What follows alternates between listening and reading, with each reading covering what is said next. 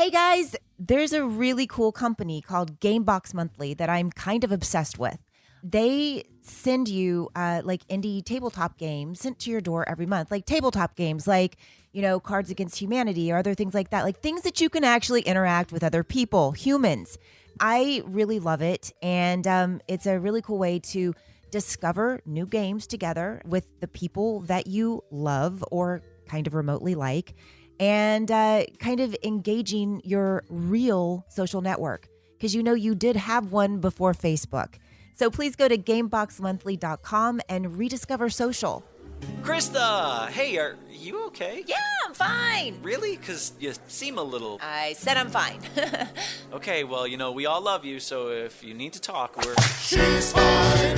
She's fine. Hey guys, it's Krista Allen, and you're listening to I'm Fine with me, Krista Allen.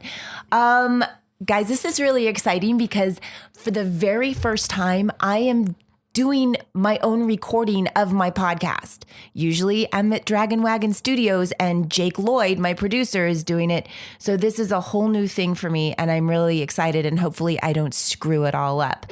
Speaking of screwing things, it's a great segue into my phenomenal guest. Very, very interesting and amazing.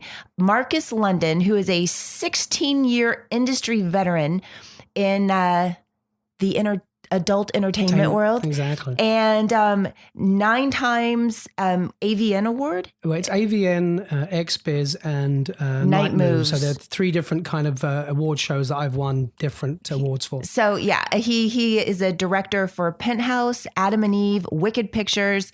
He's a sex educator and coach and author of The Vagician, the master of female ejaculation. He teaches seminars, orgasm mastery, and has these amazing workshops where he explains sexual techniques, female mind mastery, hand skills, very important, tips and tricks to induce more female orgasms. Oh my God. Are you guys listening? Every guy and every girl, I hope, is tuning into this, because we're going to learn so much. Marcus has a book that is coming out called The Vagician, which is a brilliant name. I can't believe I've never thought of that name. I didn't think of it. Oh. I was... this always sounds terrible when I say this, but I was with 2 escort friends of mine having some fun one night in Vegas. And one of them I knew well and the other one was brand new and I'd never met her. And she just came in from a job, actually. And she started joining in with the fun. And after we'd played around for a bit, she looked at the other escort friend and said, where the fuck did you find this guy? And she went, he's a fucking Vagician. Oh my God, that's and amazing. I looked at her and I went, I'm nicking that. That's for what? I said, my book was going to be called The Bible of Sex, but that sounds so boring. Right. So, The Vagician, I'm nicking it. The Vagician, it's so great because that's basically what you do. Now, see, I don't know much about the whole squirting thing. And even the word squirting makes me squirm because it just sounds so disgusting. I know. Like squirting? Really? I know. I don't know. I mean, I didn't name it. It's not sexy. I didn't name it. I know, but just the name. It's like, who came up? Well, she's a squirter. Well, I mean, like, ejaculation don't sound too great. No, it doesn't. Is that why people call it jacking off? Because ejaculation? I guess. Have you ever thought about that? No, I mean, we call it wanking in England, so I mean, that's even worse. A wankulation? A wankulation. We're good. We're really coming on some new names. I know. Oh, I have something funny to tell you. Okay. I was talking to a friend of mine, and I was trying to say that you were going to be doing the podcast, and she is going to be at my place later, right. And I was like, well, Marcus will be here later, and I guess he's going to come between me and you. And whatever I said, and I was like, wait, I can't talk about logistics with Marcus without it. Like, I mean, he's coming later. I mean, he's coming. Anyway. It's pretty hard to say certain things around me, isn't it? Well, yeah, because everything has a sex. Yeah. And I have such a 12-year-old brain when it comes to anything that has to do with just giggle. Like anything that has to do with anything sexual. Like I will find. You'll something funny and think it's hilarious. Yeah, it's embarrassing. Okay, so let's get into this book. Okay. So as you everybody out there, I have not seen the book. No. I've not read it. It's not out yet, but No. Marcus is going to kind of just walk us through what it is and why he started. And Well, I think I've been performing for 16 years, and then about 6 years ago, a company approached me to start doing instructional stuff on video. And they made an awful lot of money. They made millions out of my videos. And I started realizing, people are watching porn, not just obviously to get off from it, but a lot of guys are literally trying to figure out, is there stuff that I should be doing? Which is sad because they're getting the wrong information. God, there's some really bad stuff out there. There's some very bad stuff out there. And so I realized that we're really teaching young, maybe not old guys, but certainly younger guys, the wrong things. Although we're not supposed to be teaching them, but they're taking it as a lesson. And right. they're, that's what women want. Let me just throat fuck her for an hour. Right. Because the come in her face. Because the girl's going, right. Oh, that's so great. Yeah, and they're talking about this. Oh, he's got big, and it's given everyone these wrong impressions. Right. And when I started doing these instructionals, it gave me a voice, video as well as audio, to break down the myths that come with the world I live in, the porn world that I basically fuel this bad information. So, I started doing stuff with the squirting. I started talking about how to get in a woman's mind, how to stimulate her mentally before physically.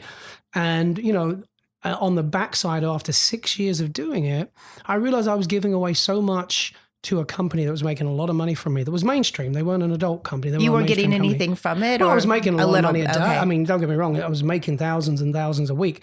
But if I had the kind of money, I would have been making 80,000 a week from doing a production had they given me a percentage. So that was one thing. But then the other thing, I was like, well, this isn't really for me.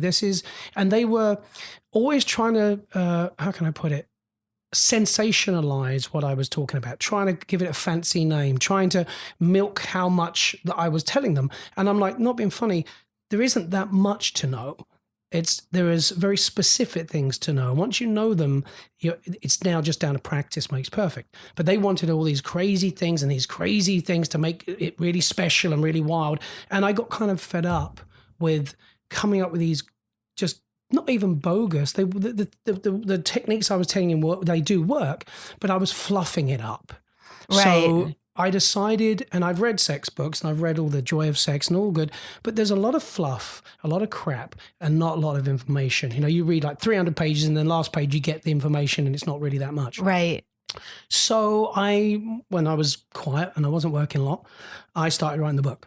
And I wanted to make a book where men could pick a book up and anything they wanted to know about sex, whether it be Kama Sutra, Tantra, anal, kissing, chemistry, touch, anything there is. Like a Bible, like a sex Bible. Substances, training techniques, foods to make you come more, foods to make you last longer. There's foods? Yeah, there's because obviously sperm is made up of certain nutrients. So if you take more nutrients, then in theory, you actually will create more. All I've ever heard is pineapple. But that's just for taste. Oh, that's really because it's sweet. That's for tasting, yeah. So you could do that with any sweet fruit, probably. Well, yeah, huh? I mean, pineapple is a very good one, honestly. I mean, that sounds weird. I've had a lot of women say, wow, that tastes really good. I'm like, listen, it's not cordon bleu here, but yeah, I understand. Oh I'm trying to make it at least as nice as possible. Cordon bleu balls. Yeah, cordon bleu balls, yeah.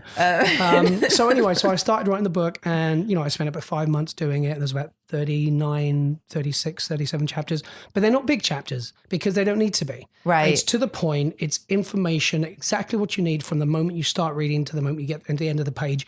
It's full of info, what you need. Right. And the other thing is what I did, because, all these teachers out there are sexologists, PhDs, but all they've done is learn from other people and other books. They've not learnt from a hands-on technique. That's what you're doing. What I'm doing is I'm teaching people I've had 4,000 individual sexual experiences with individual women. And then obviously you might as well times that by 20. So probably 40, 50,000 sexual emotional experiences with different people and same people again. God. So you could say that I'm a mechanic that can put a car back and forth back together whereas most people, they're going by other people's mistakes because I've physically done it. So I know it works. I've seen it work on hundreds and hundreds and hundreds and hundreds of women. I know exactly when to touch, how to touch, when to do something, when not to do something, when to keep a movement going, when to slow it down. So I can tell someone that so that it's a fast track for them to get better at something because they don't have to practice. They don't have to do 500 women and have sex with other women to learn that because I'm telling them this is how it works. When you do this, you do seminars and you teach this also, right? So when you have the seminars, do you show people with a woman that that's the next step. I did 2 seminars in Jersey this week or last week, a couple of weeks ago, and it was. I make it very funny. Because sex can be funny. Sex is funny at the end of the day. It's there's a lot to laugh about. So I have them laughing and I'm talking and I'm really pretty tough on guys. I mean, I'm like, and I'm always like, girls, let's be honest, stop telling guys they're good in bed when they're not. Because you're not helping us. You're not doing us any favors. So we're walking around thinking we're great when we're not. And the next girl gets the same shit. So stop that. Tell them, teach them, send them out with some information so they don't make a mess up with the next girl they're with. So I'm very brutally honest about sex across the board. Because to me, I have, amazing sexual experiences. I mean, I can't imagine not being me, if that makes sense. I can't imagine not having that kind of pleasure because I know people that don't even get even a 2% of what I get. And I can't imagine living a life without that. It's amazing because even in the short time that I've been talking to you, the texts and the things that you send me of just your day in general, they're amazing. What was it? What were you were someplace at a really big party this weekend. Yeah, I mean that was Kate was there. Kate was there. It was a lot of fun. It was a friend of mine who's a friend of a friend who was getting married. Kate Quigley, by the way. Yeah, she was the comedian. We had Wee Matt. It was supposed to be Wee Man, but they must have got the wrong midget. He was drunk, but anyway, he was interesting.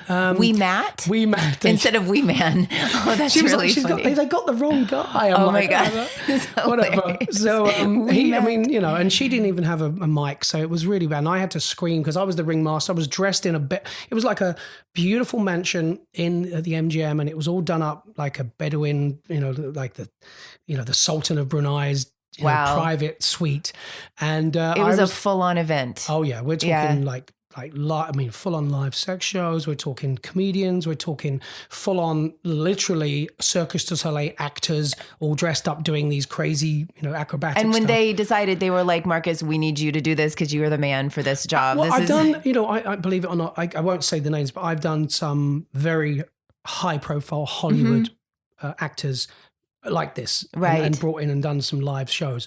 So I guess it's getting around that I can facilitate that, and do it safely with no one finding out, and having a great time, and it's very, it's fun and for put everybody. it together. Yeah. So the guy who's a very close friend of mine, and I'm friends with his wife, he asked me, "Can you do this?" And I said, "Yeah, I can get 15 girls, porn stars out. I'll design the shows, and they'll be good people, and we'll have a great time."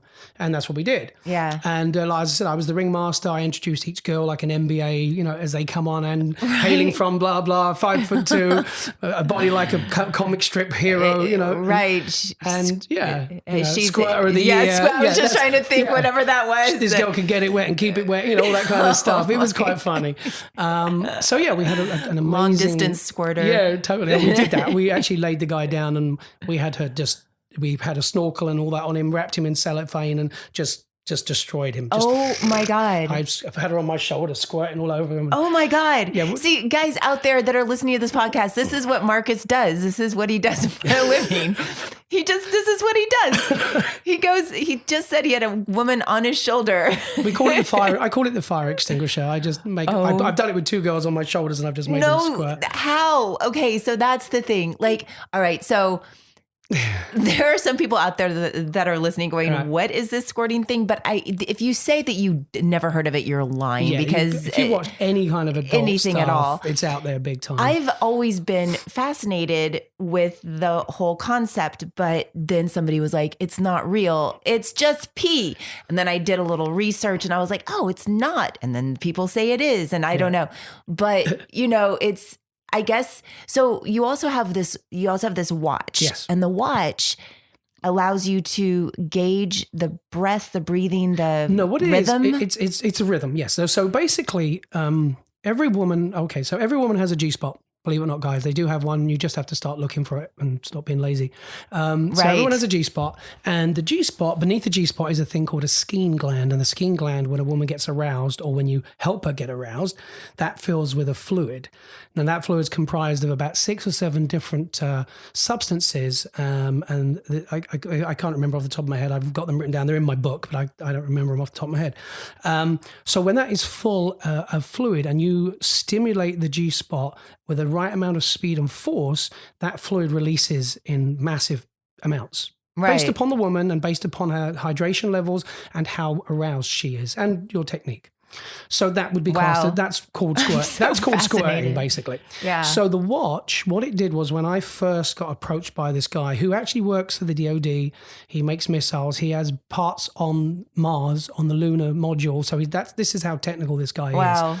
He designed a watch. When I say a watch, it's not actually a watch. It's just in the shape of a watch. It goes on your wrist. Exactly. And he approached me and he said, maybe signed an NDA. And he said, do you want to be a part of this? And I said, well, once I see it working, I'll tell you.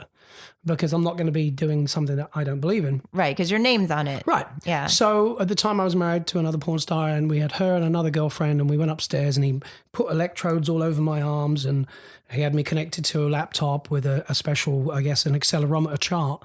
And I made each girl squirt. And he measured what my fingertips and what my wrist was doing throughout this process.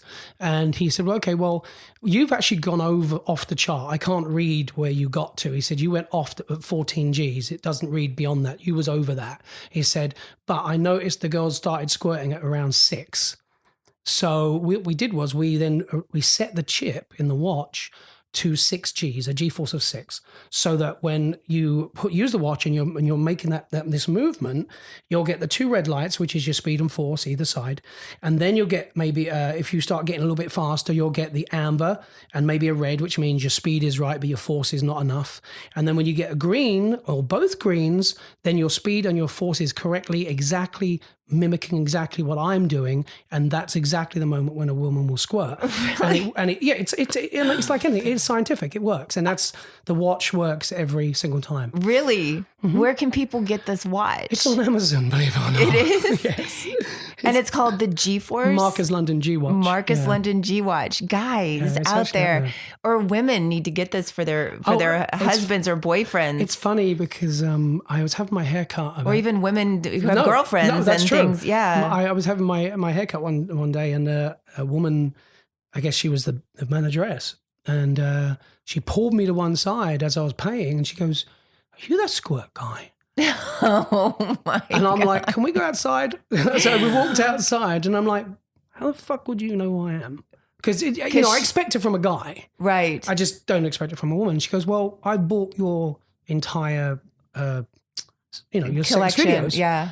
I'm like, "Why would you buy them?" She goes, "Because I make the ex-husband come over and practice them." Oh my God, that's so brilliant. She's like, And she was like, and it works. And, and I was like, wow, that is so mind. funny. I have a friend of mine. He talks about that he can do this whole thing too. Right. We've had debates on it, the whole thing. He's, he has a girlfriend. He's like, I promise you, I teach other people how to do it too. So, and he does it. So for all of you out there, Marcus, when he's talking about this technique, his hand is going in the motion, like he's doing it. And my friend Chad does this. Right. He'll say the same thing. So it's always been so fascinating to me, just this whole thing. And it's so important in general, just like there is sex and there's intimacy and there's emotion and there's trust and there's all of these things. And I feel for me, like letting go in that capacity, I have to be so intimate and I have to have so much trust, like intimately and be able to tap into that emotion as well. Sure. But the trust and the intimacy is so important. And when I don't have that, so for instance, like the girls that you're with, obviously you're able to connect with them on that level, or they may not need as much as I do intimately in order to go there. You know what I mean? I think the difference is with me and a lot of guys is because I'm so, how can I put it? I am so into women in the respect of who they are. I'm so into their orgasm. You're fascinated by it. I'm fascinated Yeah. by their pleasure and what it takes to get them there and what it takes to give them certain emotional connections and all that. And I feed off of that. I think it's like, when you as an actress here, this will make total sense here. You come across a good actor and a bad actor, and the bad actor messes you up because he's so bad. It's like a bad dancer message, and you go off. Yeah. But when you're working with a really great actor, your game rises because that's very true. It helps you. So when I'm with a woman, even though she may not be as experienced as me, it's like we follow each other's lead, and we become like it's like a mime. Right. And as long as she follows my lead, we gel very quickly. Yeah. Because we have that, we automatically find that animalistic connection.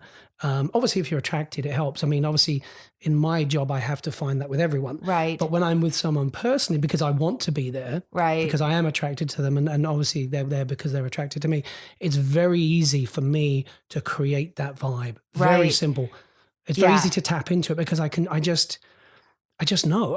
It's very hard. I don't think it's something I could teach. That I can't teach. I don't think. But you have to feel it. It's a feeling. You do. Well, and on the other side, though, like even just being able to be open with that. See, as far as like being with multiple, having a lot of partners or just like having a one night stand. Yeah. Everybody that knows me, like I can barely even kiss a guy unless I know I'm going to be in a relationship. So my friends, I have friends like Kate and, people, that are like, just, when I was single, they're like, just go get laid. And I'm like, I would never just go get laid. Right. I can't do it. I think I've had like maybe one night stand in my life. But like, I don't know. They're awkward. They're awkward. Well, but to like, for some of my friends, guys and girls, they're like, just go get laid, go. And I can't, like, it's literally like, I'm like, God, it's so funny. I'm almost jealous of those people that can just go out and do it. And just, they're like, like my girlfriends are like, I fucked him last night. And I'm like, you did? How are you? Are you okay? Are you okay? Did you catch the feels? Are you waiting for him to call? She's like, no, like whatever. Or, but I think that's also, interestingly enough, one specific friend in mine, she'll say that like she's all tough. Right. And then when the guy doesn't call, she's all bent out. Or she gets into this, she does start to develop feelings. That thing that was like, I don't care, turns out to be an obsessive relationship. Do you find like in the porn world, like obviously, look, let me start with this. Like, how did you even get into that? Did you just kind of fell into? Kind of. I really actually did just fall into porn. I was a male stripper for 10 years and I started doing, back then in London, there was a magazine called The Stage. So if you wanted to do anything in theatre, acting, anything to do with the acting world, theatre, entertainment, that's where you'd look. Everyone would look there. So I looked and I saw a thing a couple of times. I saw one for the Dream Boys, which is the English version of the Chippendales. So I did that as well. And I was also strippergramming, so I was doing private gigs all over London. But then I also saw something for magazine and nude calendar stuff. So I started doing that. And Plus it was paying really well, the I'm money sure. was good. Yeah. For that, for what, compared to a normal job, it was great. Yeah. So I started doing some of that. And then, that was all like top shelf magazines when you didn't put your penis in the girl. It was like 0.5 millimeter away and you was about to kiss, but you never did. And that was as most as it got. So it was the biggest blue balls technique, you would ever get in your life. Oh my God. You're like, and you're holding it for like 2 hours. You're doing this, and you're like, so is that where fluffers come in? No, we didn't. Oh. They don't. I don't know. They only just know this. They existed pre-Viagra days. That's why they had those back then. Oh, and they would go on set. And... They would fluff. I mean, I was fluffed on a Vivid movie called The Circus once, but that was because the girl, you're going to love this, was not healthy enough in the STD department to be having sex, so it was okay for her to give these blowjobs, so they had her as a fluffer. weird. I don't think that would So fly. she didn't have the mouth kind. Well, here's the point. The mouth kind of Knowing what STD. I know now, because this was like 2006, God. that would probably have been a big mistake because you can still catch it like that. Right. You just don't know. Unless they do the throat swab, which we do in England, which they don't do here, unless you ask for it, then that would have probably been a mistake. But, Yeah. you know, These days, things are a we lot know, safer. We know things now. Yeah. But that was the first and the only time I ever saw a fluffer on set. So they really don't happen. But so the fluffer thing is really just kind of everyone loves the sound. Oh, I'll be a fluffer. Right. You know. Yeah. Yeah. No, there isn't one. But That's my Halloween costume next year. Yeah, the fluffer, just big. I don't know. So that was real, and that's really what got me into it. And then, of course, the next step was that I was offered video, and I did a video, and I was okay at it. I did all right, you know. And I did more. And at the time I started running strip clubs. So then I was kind of moonlighting between running strip clubs at night and then porn occasionally throughout the week, not often. And then I had a kind of a bit of a, I guess you could say a situation which meant I really should stop. So I was on a set and I was waiting for my two co-stars to show up. And it turns out there were two Russian twins who worked for me at my strip club. Right. So when they wandered in, I realized, this is going to be fucking a big problem, because not only were they drinking Jack Daniels by the bottle like it was going out of fashion, I was like, okay, well, when we're finished here and they're arse on their face drunk, I then have to basically chastise them for being drunk on my On your strip club floor right. after I've been fucking them all day. So that really isn't going to fly. So I realized this is There's a whole world of problems with what. yeah, with it was a that it was a bit scenario. of a conflict of interest. So at that point, I started kind of distancing myself from the adult world and just doing my job as a manager. And then a little bit later down the line, Spearmint Rhino come over, started really running the show in London, and I got very pissed off with my company because we weren't aggressive enough to fight them back. And the girl I was with at the time, who was called Mackenzie Lee, or Paula at the time, we came over to America and went for the AVNs. She met Jenna Jameson. Jenna signed her to a contract. I started hanging out with Jenna. Okay, so by that time, Jenna was the top. She was She was the girl. definitely, She had Club Jenna. She was with Jay. She was top of the fucking game. And then you back guys then. just kind of did your thing. Yeah, I built your brand. And yeah, I just stayed and I started working for Vivid, Wicked, did all the big feature films, was contracted, worked with all the major stars, and just got more and more into it. And I never went home after that. How old were you when you left home? When I actually first did my first movie, I was 31. I was late. Oh, really? Yeah, which is why I feel I'm better at what I do, because I was mentally more mature. I'd done so much in life. I'd traveled the world. I'd had a life. Yeah. You know? Because I know, like, just even just as an actress in general, Right. like, you have to have gone through Right. something Yeah. to be who You we can't are. just draw from something you haven't done. Right. And the need for validation is a very big deal, Yeah. as an actor in whatever genre Sure. it is, right? What was your story? Like, were your parents, like, did you have like weird stuff going on, or were they wonderful? It's funny because, I've met a lot of people in the business, and there's a lot of, without being nasty, there's a lot of damaged people in our world. Yeah. Some of them coming when they're 18 because they've been through some weird shit, living at home with some, middle America. There's some weird, there's a lot of pain. I talk out to there. girls and guys that come here to Los Angeles to Yeah. become actors, and they're all leaving something and Yeah, have they're had a lot of running from abuse. something, yeah. So I'm It's just big assuming that, I've had the most perfect life. awesome. I've had so many people. So I did a thing for That is so cool. a university the other day, and they said, so, tell me something that bad has happened in your life. I'm like, I'm afraid I don't have anything. I love that. I've had the most perfect world in every way. Yay. You never hear that. And especially, look, everybody assumes, because porn industry, you assume that your dad beat Abused, it was you were this, left on yeah. a doorstep, or, whatever, because this is what we hear from Yeah, people. Just like you totally, said, the two totally. Russian strippers that came to the thing, drinking Jack Daniels, doing their stuff. Like, there's something there, Yes. right? Because you're trying to hide something. You just went, I'm I've been involved in the sex business in the respect of I was running dancers. Yeah. I was a male stripper. Everything that I was around or revolved around was sexual. Yeah. Whether it be my body, someone else's body, people dancing naked, I was around that. So it was just a small step. That's great. To take my own clothes off and then have sex with someone. I was taking my clothes off anyway. And half the time girls are trying to have sex with me when I was stripping anyway. Right. You know, I was trying to run away. Sometimes I was handcuffed to tables naked and trying to get away from women. So I'd been through a lot. In that respect, not scarring, but still, you know. So yeah, I'm sure that's a little awkward when it you're was, but starting you know out. what? When you're that comfortable being naked, it was just me in a pub full of people saying, "Can you please unlock me?" So, right. I've been here an hour. I have another job to go to. Please let me go. So yeah.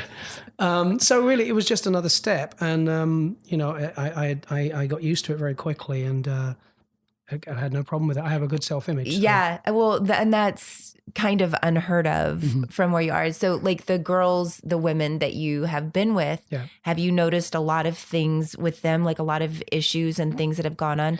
There's very few I've come across that I don't see or know of or have heard of issues, or even to the point where I didn't think there was, and then I suddenly hear a story about one of them that, oh wow, that happened to her. Jesus, I didn't know. But now that makes some sense. Now I'm seeing, okay, well now I'm understanding something.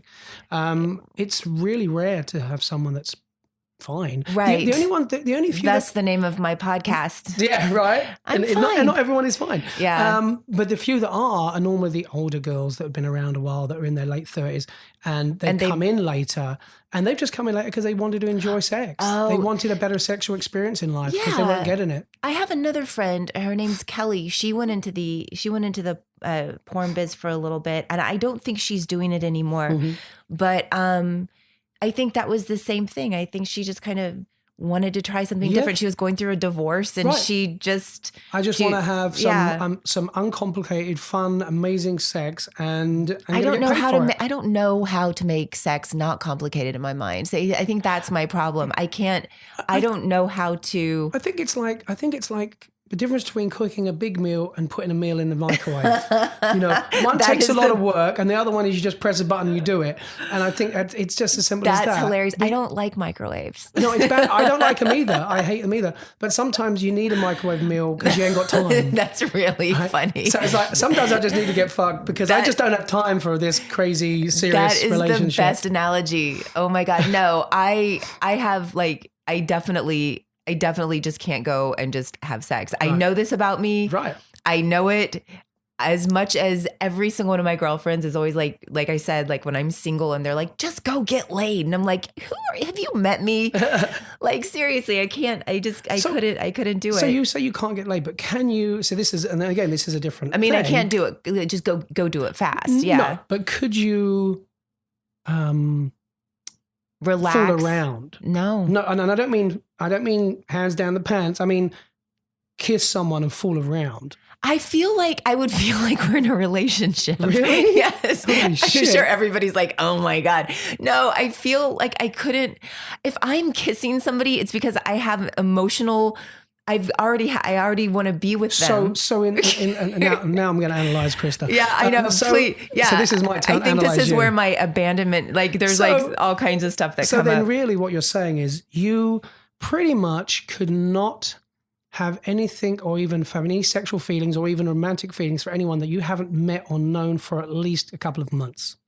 Maybe. I mean, okay, so I've had that instant connection with somebody. Right. They've ended up being my boyfriend. You know what I mean? I move pretty slow with everything. I know you wouldn't think that I'm such a nerd, but I really am. I have to suss it out. And I will go on dates. I like romance. Trust me, I think it's totally fucking commendable because it's not often I hear that. So don't think, I think it's perfect. Well, thanks, but most of my girlfriends think I'm ridiculous. Like one of my best friends, she's such a good girl, but she still goes out and has fun and fools around. And I'm like, God, I don't know what it is. There's something there. I think there's maybe the relationships that I have fooled around with somebody and it hasn't gone anywhere. It's not because I didn't want it. It's because like I found, they had a couple of people they were fooling around with, and I went, oh God. And then I would get hurt. Yeah, which is a lot of the time. I mean, people, they like to keep their options open. I know. And I think with me, like, You don't want to be an option. I don't want to be an option. get it. I was dating a guy for a very, very long time, and really famous dude. And we dated on and off for 13 years. Wow. And it was really hard for me because it was great and we had the best time and it was wonderful. We were really best friends and everything was amazing. But he also was not faithful. But at the time, I believe that it was my self-esteem that was so low that the way I would make it logical was I would say, well, I'm not the only one, but I'm number one. And that's actually what I would say to myself. And that's for any women out there that ever think this, seriously, go read a book or do something, go to therapy. Because I would think this. And there are women that are like, I know he's cheating, but he loves me. If that's okay with that person. Yeah. And then I have other friends, Michael and Holly, they do a whole swinger thing. And do you know Michael and Holly? I know of them. I don't think I've actually really Oh my God, been the sweetest people in the world. They have a wonderful relationship because they have this understanding. Yeah. They have this understanding, like she doesn't have sex with guys and, whatever it is, like whatever their thing is. Right. I think they're going to come in and do my show too. See, I say come and do my show and then I giggle inside because I said come. So stupid. I know. But they have this understanding. I guess everybody has their own way of doing things and everybody has what they will allow. Right. And I always wonder how they have such a great relationship, but they love it. They make a living off of it. Well, I mean, all of this is it's communication. I just could never. Well, here's the thing. It depends. See, this is about. See, the thing is, most regular relationships generally don't work because of the main reason. Because most men, unlike people that have been with as many people as I've been with, they're always looking for something new and fresh. That's right. Yeah. So. Because they think they're missing out on something. Right. Which, honestly, if they've had the kind of sex that I've had, they're actually not missing out on something. What they're doing is they're not allowing the person that they're with to experience enough to have that kind of sex, opposed to going looking for it. You can't match that with someone else. You have to build that with someone and understand someone to get to that point. So you can't just jump into a one-night stand and ever get that. You'll never, ever get that. Right. It doesn't happen that way. But most men are assuming that's out there, or they just need to be a man and jump into every pair of pants they can. Right, and there's a lot of guys like that, and I get it. And I was a lot one of those women guys. too. Yeah, I was one of those guys. I slept with 800 women before I even got into porn. So I was around. I got around. Oh my God. But I was a bard. I was in the jobs that allowed it. It was very easy for me. But basically what the swinger world is about, and I've been a swinger. I was with a porn star for 7 years, and we was at every single party, swapping, having my best friends have sex with my wife. It didn't bother me because it was about seeing her have pleasure. Right. I knew that she loved me hands down. There was no question. And I knew she preferred sex with me above everyone else. But that change just added to her experiences. And when you can be that person, when you can be that way, when you can give someone away to be with someone else, but be there and be okay with it, that's a very different way of living. I get it. Most people can't understand it because they'd have to experience it and understand, because they would feel, well, that person doesn't care for me because they're giving me to someone else. But it's not. They actually care for you way more than most because they are non-jealous and they're wanting you to enjoy and experience something that you may not be able to experience without them. Right. I think it's cool. I mean, I get it. I can't do it, but I think I think I'm definitely more, how can I say, like, am I more selfish in terms of my relationship? Like, selfish. I think you're just, and I won't say the word old fashioned because the old fashioned doesn't work, but you have values that have stayed with you from being young. Belief systems probably that were instilled in my brain. I'm from Texas, a very Christian family. Right. So I'm sure a lot of that stuff, and if you've not been around that, then of course, I mean, when you've been around orgies, when you've been around people having these wild, uncumbered sexual experiences, once you've seen it, you then look at it differently. If you don't see it and you're never around it, you'll always stick with the same belief system because you've not been exposed. Right. Once you get exposed to it and you start realizing, well, this isn't really bad. This is just people having a time. It's like people going out having a drink. together. It's just a little bit further down the line. It's a little bit further than just a drink. Tiny bit. Just a little bit. It's the next step. Next you kiss, and next you're having sex in the back room. Right. That's all it is. No, but I can't even imagine. No, but I can't imagine. It's old fashioned. I am totally old fashioned, but at the same time, I think a lot of that is, look, I did not have a good family growing up. I had a very rough time. I left when I was 13 the first time, and I was on, I had a really hard time. There was a lot of abuse in my family. Right. There's a lot of stuff like that. Right. Now I've gotten through it, and it's probably why I dove in so much to the self-help world, kind of like, this is my porn. Right. Like self-help, like it really Yeah. is. But when I came out to Los Angeles, my self-esteem, and still I work on this constantly, my self-esteem was really I didn't realize how low it was. Right. But everything about it was always, as a woman, and this is what I talk to the girls about that come to Los Angeles, is you don't have to use your body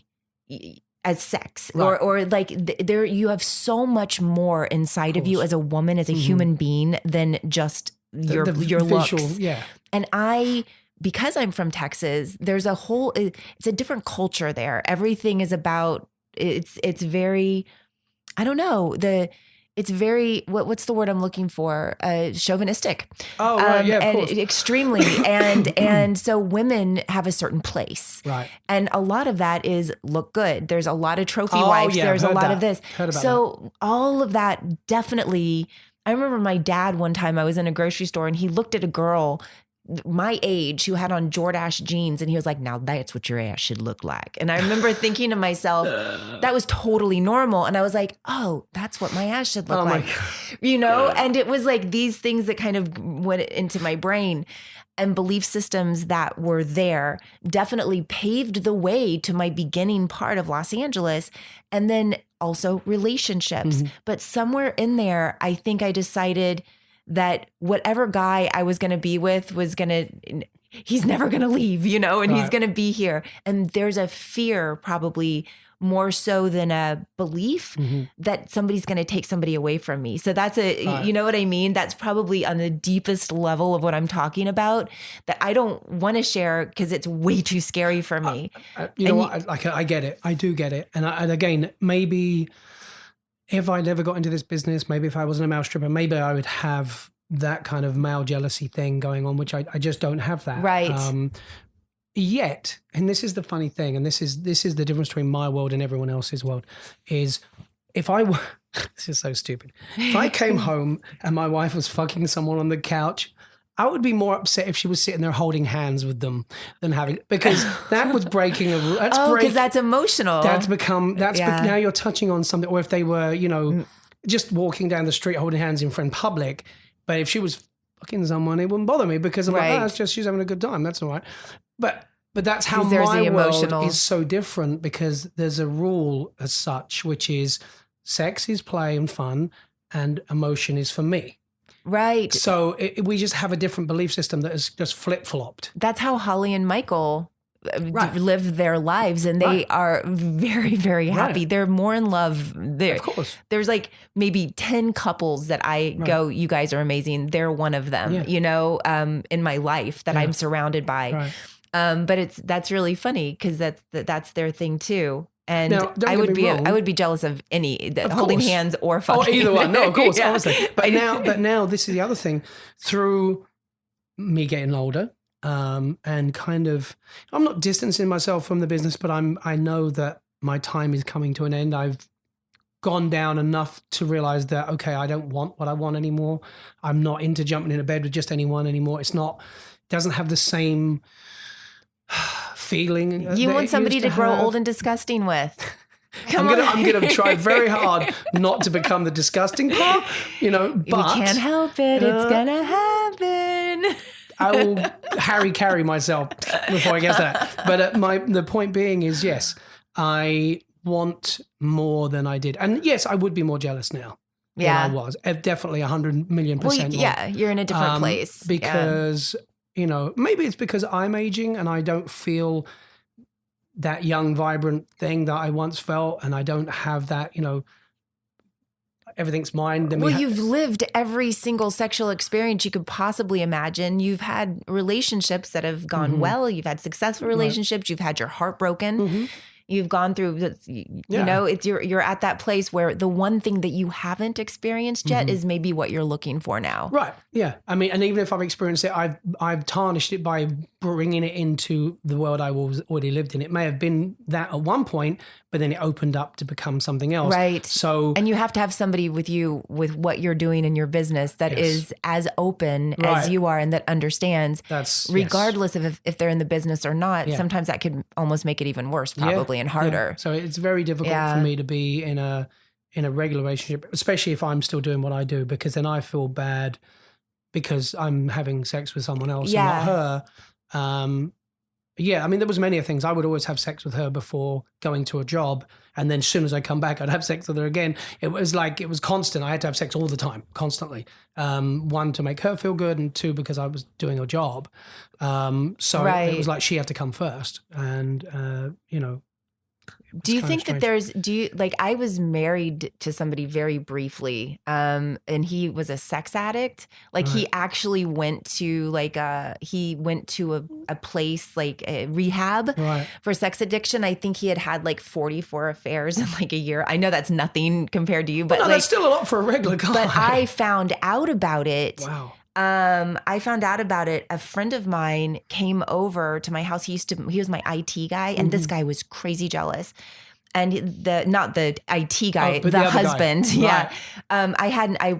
Anyway, so he came over and he didn't want me to act. I'm telling the story completely wrong. The IT guy is not the crazy one. The husband wasn't crazy either. He just was in the middle of a total spiral in his life. And I just happened to be along for the ride for that one. Needless to say, it didn't work out, but he was very jealous, didn't want me to act, didn't want me to do anything. It was like this whole weird thing. I ended up losing some friends because they're like, what are you doing? Anyway, this IT guy came over and he was like, listen, I'm coming over because I was just at somebody's house or the other day, and she's one of my clients, and your husband popped up on the screen and they were having phone sex. Like I could see from where I was, it was coming from her phone. Oh, wow. He goes, it's your husband. And I was like, no, there's no way. And he goes, he's having an affair. And I was like, no, he's not. There's no way, and he was like, I'm telling you, I'd known this guy, the IT guy, for 10 years probably. Wow. He's like, I love you so much. Like, you need to trust me. He goes, is this the home computer? And I said, yeah. And he goes, look, I'm just going to put a little spyware thing in here just for a day. You can access it from your phone or your personal computer, but it's on the home computer. It's going to be fine. I was like, okay, cool. So I let him do it. I knew I wasn't going to find anything. Oh my God. He came home from work and I was like, I'm just going to look. It's nothing. And all of a sudden it was like all this stuff, like scrolling of there were sex sites.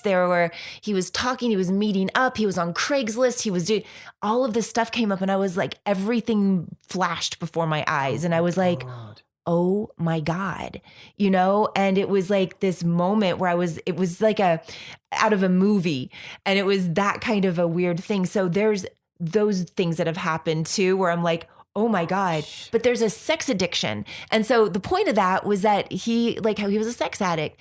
And I wonder if there's a lot of sex addiction in the porn industry, or if you consider yourself. I actually put a tweet out this morning about that. You did? What did you say? Well, so I posted, because I've been asked this before. Someone asked me once before, said, do you think you're a sex addict? And, I always said, no, I don't think so. I can take it or leave it. Oh, yeah, I jerk off 5 times a day, but I'm sure that doesn't mean I'm a sex addict. I don't know. Maybe it does, but, I think it does. I think you're a sex addict. You think? No? Yes. Because I like the experience. Okay, so this is what I posted. So You're not 12. No, but I'm kidding. What's that got to do with it? So I posted, someone asked me once, am I a sex addict? And my answer is no. I'm addicted to the passion and the pursuit of the most intimate sexual experiences possible. Having had that so much, it's now become a necessity. That makes sense. You've grown accustomed to. I think it's just like when you you have to have a glass of wine after work. Are you a drunk? Right. Are you a wine addict? Right. No, I enjoy that experience, sitting down, relaxing with a glass of wine. I enjoy the connection and the passion and the euphoria that I feel Right. when I have an amazing sexual experience. Right. Now, that doesn't happen all the time, which is why, obviously, I don't do it without planning it with a specific person. Right. So do I think I'm a sex addict now? No.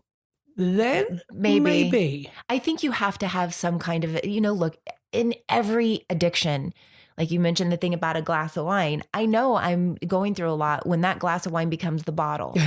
And it's true. Like I have to reevaluate. And, sometimes it does happen. Mm-hmm. And it's like, and I'll go a couple of days and then I'll be like, I'll have every night I'll be drinking more and more and I'll go stop. Because there's a problem there. Right. If anytime you're trying to drown it with too much sex, money, alcohol, whatever it is, the internet, being on your phone, social media. Oh, yeah. I'm a social media addict, that's for sure. As you go, and then you realize when it becomes a necessity and it becomes like, I think this is like, it becomes like your everything as opposed to you being centered and aligned. I think that's when we have a problem. When I feel like that third glass of wine is going to make me feel better than just meditating and being with myself and connecting again, I have a problem. And so that's where I go with that. And it's like, I think the more work that I do on myself, and because I've gone through so many different things, I'm more open to like see it and try to work on it, because I just want to be the best version of myself as I can. And you do too. And you're in that place right now in your life where things are starting to turn over. You even said, you were like, there's things I want to do. I love what I do, but there's other things I want to do too. Yeah. And that's a great place to be, because we're always expanding. We're always evolving. And if you're not, then get the heck out of here, and you're miserable. Do you believe it's already been like 50 minutes? We can talk easy. You could do a 2-hour show, no problem, couldn't you? Where can people find you? Because I got to wrap this one up. Well, I mean, obviously, if you're someone that uses a lot of social media, then you can find me on, obviously, Marcus London, which is on Twitter. You can find me at the Marcus London on Instagram. You can find me Marcus London on Facebook. You can reach out to me at marcuslondoncoaching@gmail. I also have marcuslondoncoaching.com, which is my website. Do you do Skype things the and stuff with idea people is too? to, and I do offer that. I've had a bunch of people want to speak. Do an hour Skype. I've had people want to book me. It's for such a an day intimate discussion, And like we was talking about, would I be doing live sex? Well, yeah. The idea, which whether it's going to happen at AVN now or not, the idea I was going to do a 3-day seminar. 2 days would be pure classroom with a sexologist, myself, and a life coach, and then the third day, in the evening, either at one of the swinger clubs or at a private suite, I was going to perform with 2 women and talk all the way through the sexual acts and explain, this is what I do, and this is what you need to do. This is how she squirts. Would that be in Vegas? It would be in Vegas. Yeah. If it comes off. Again, it's trying to get this all done quickly, because I've dropped the ball. I've been busy. I was supposed to have been doing this months ago. And I've kind of I totally get it. Well, you're amazing. And thank you for sharing so much. And, you're welcome. I really had fun. So now I'm going to turn this off. Thanks, guys. Thanks for listening. All right. And She's fine. She's fine.